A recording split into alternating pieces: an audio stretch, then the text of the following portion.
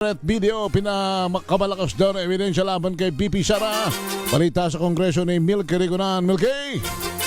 Ang pagbabanta sa buhay ni na Pangulong Bongbong Marcos, First Lady Lisa Marcos at dating House Speaker Martin Romualdez ang natiling pinakamalakas na ebidensya sa impeachment complaints laban kay Vice President Sara Duterte. Ayon kay House Senior Deputy Majority Leader Lawrence Defensor, may tuturing ito na betrayal of public trust and high crime. Sabi ni Defensor, seryoso at determinadong sinabi ng Vice Presidente na may pumayag na at may nakaabang ng tao at na nakahandang pumatay, kaya hindi ito simple crime kundi impeachable offense. Giti Defensor, ang Vice Presidente na nagbabanta sa buhay ng Presidente ay dapat masalang sa isang paglilitis para pagpasyahan ito ng mga senador at kung siya ay morally fit na manatili o matanggal sa pwesto.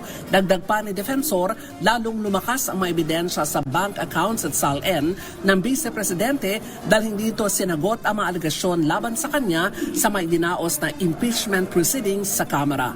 Ako si Milky Rigunan, nagulat para sa DZRH, una sa Pilipinas, una sa Pilipinas.